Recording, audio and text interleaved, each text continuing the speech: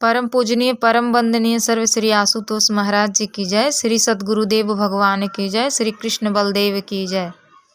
आज का प्रश्न यह है कि ईश्वर दिखाई देते हैं, क्या हम ईश्वर को देख सकते हैं? तो मैं उत्तर में बताऊं कि जी हाँ, ईश्वर दिखाई देते हैं, हम उन्हें देख सकते हैं, उनको अनुभव कर सकते हैं। तो आप बोलेंगे कि क्या ईश्वर दिखाई देते तो आजकल हम लोग क्यों नहीं देख रहे हैं? क्योंकि हम भी तो पूजा करते हैं, पाठ करते हैं, जप करते हैं, तीर्थ जाते हैं, सभी जगह जाते हैं, तो ईश्वर दिखाई नहीं देते। सो मैं बोलना चाहूँगी कि ईश्वर ऐसे ही न थोड़ी ना दिखाई देते हैं। ईश्वर का देखने का एक टेक्निक है, एक माध्यम होना चाहिए, वो है पूर्ण गुरु। तो मैं बता दूं कि सिर्फ हम ही नहीं कह रहे हैं कि ईश्वर दिखाई देते, ये मेरा दावा नहीं है, ये मेरा ही केवल दावा नहीं है, शास्त्र भी इस बात को सिद्ध करते हैं। चलिए हम शास्त्र से ही समझ लेते हैं, शास्त्र इसके विषय में क्या कहते हैं।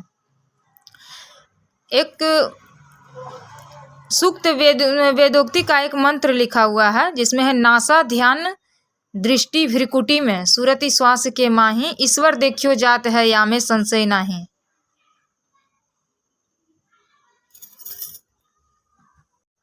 अगर जो आप इस श्लोक पर ध्यान देंगे तो इसी से बात समझ में आ जाएगी कि हम कहते हैं ईश्वर, आप कहते हैं कि ईश्वर दिखाई नहीं देते हैं, और हम कह रहे हैं ईश्वर दिखाई देते हैं, लेकिन कैसे? इसमें साफ सुथरा लिखा हुआ है, नासा ध्यान दृष्टि भ्रिकुटी में सुरति श्वास के माही, ईश्वर देखियो जाता है या में संशय नहीं। इस शास्त्र का कहना है कि जब पूर्ण गुरु मिलते हैं तभी ईश्वर दिखाई देते हैं। इस श्लोक की अनेक व्याख्या की गई है, विशेषकर हठ योग के संबंध में।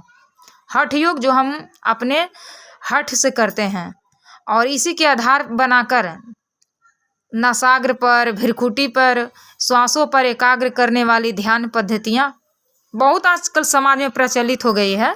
इन ध्यान क्रियाओं के प्रचारकों ने इन पर बहुत बल दिए हैं कि ईश्वर देखियो जाते हैं, जोरदार दावे किए गए हैं। इनका आज भी कहना यही है, समाज के लोग जितने भी हैं उनका आज भी यही कहना है कि यदि हम इन माध्यमों से ध्यान साधना करेंगे तो निसंदेह कुछ प्रयास करने के बाद, दीर्घकालीन प्रयासों के बाद ईश्वर का दर्शन सुलभ हो जाएगा।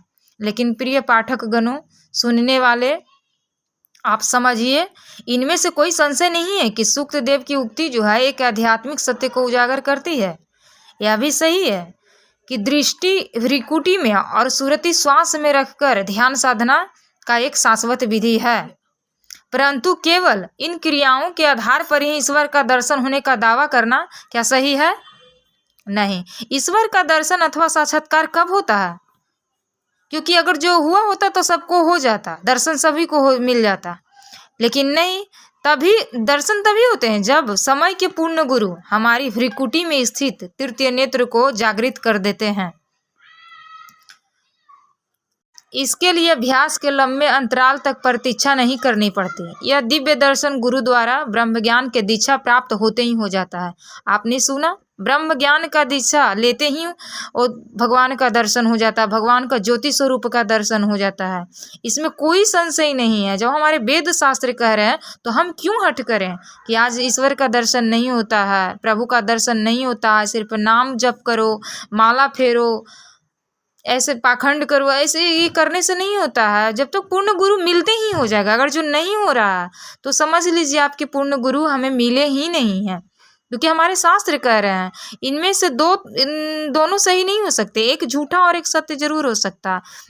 गुरु झूठे होंगे, यानी कि गुरु झूठे होंगे, या तो शास्त्र झूठा होगा, शास्त्र में झूठा लिखा हुआ है। दोनों में से तो एक सही या गलत हो ही सकता है ना। गुरु नहीं दिखा रहा है, इसका मतलब गुरु झूठे हैं या शास्त्र झूठा हुआ है। तो आपको कहना है कि शास्त्र कभी झूठे नहीं होते। आजकल पाखंडी गुरु हैं, गुरु ही झूठे होते हैं, गुरु ही जो नहीं दर्शन कराते हैं, गुरु ही झूठे हैं। अगर जो ऐसे गुरु नहीं मिल रहे हैं, इसका मतलब गुरु झूठा हुआ है, झूठा है।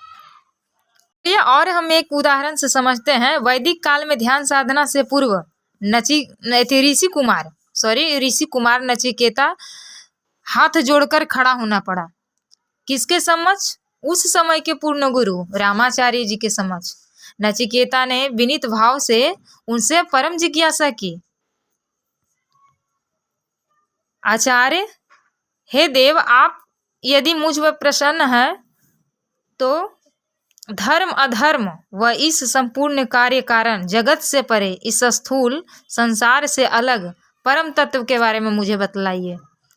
रामाचार्य जी प्रसन्न मुद्रा में बोले, हे नचिकेता, इस जीवात्मा की हृदय गुफा में एक ऐसा लोकातीत संसार है जहाँ सूक्ष्म से भी अति सूक्ष्म, महान से भी अति महान परमात्मा निवास करते हैं।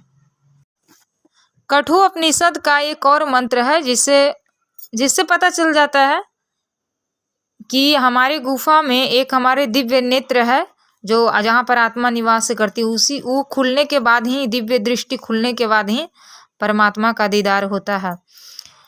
कठोपनिषद में लिखा हुआ, एष सर्वेषु भूतेषु गूढ़ात्मा न प्रकाशते दृश्यते त्वग्रया बुद्धिया सूक्ष्मया सूक्ष्मदर्श भी। यह परम तत्व माया पर्दे के पीछे छिपा होने के कारण सबको प्रत्यक्ष नहीं होता है। केवल सूक्ष्म तत्वों को समझने वाले पुरुषों द्वारा ही अति सूक्ष्म बुद्धि के द्वारा देखा जाता है। तो नचिकेता बोले कि हे रामाचार्य जी, कृपया करके आप मुझे इस सूक्ष्म तत्व ब्रह्म का साक्षात्कार कराएं।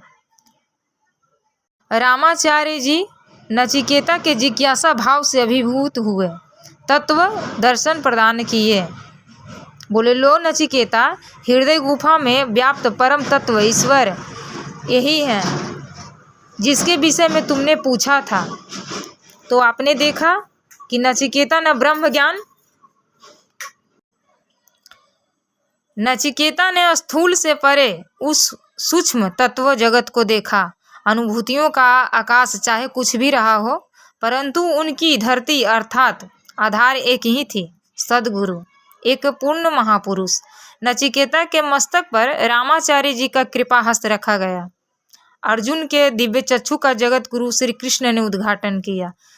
कबीर साहब दिव्य अनुभूतियाँ पाकर अपने गुरु श्री रामानंद जी के बलिहार हुए। स्वामी विवेकानंद जी के अंतर हृदय में रामकृष्ण परमहंस जी के ज्योतिर्मय द्वार प्रकट किया। महर्षि अरविंद जी को उनके गुरु देव विष्णु प्रभाकर लेले ने इस अलौकिक जगत की पूंजी थमाई थी। हर ईश्वरीय अनुभूति का जन्म श्री गुरु की ज्ञान दीक्षा के गर्भ से ही होता है। सो आपने सुना, ईश्वर देखा जाता है। ये हमारे शास्त्र का, हमारे ग्रंथ का उद्घोष है। अगर जो ऐसे पूर्ण गुरु आपको नहीं मिले हैं जो ईश्वर का साक्षात्कार करा सके, तो आप पूर्ण गुरु की खोज कीजिए ताकि आपके खुद के घट में, आपके ही घट में परमात्मा का दर्शन करा सके, परमात्मा का ज्योति स्वरूप का दीदार करा सके। अंत में अपने वाणी को विराम देना चाहती हूँ। जय महाराज जी की। अगर जो ये वीडियो अच्छा लगे, ऑडियो अच्छा लगे, सुन करके इस सत्संग पर थोड़ा सा सुन करके आपको अच्छा लगे तो लाइक, कमेंट और मेरे चैनल को सब्सक्राइब जरूर करें। धन्यवाद।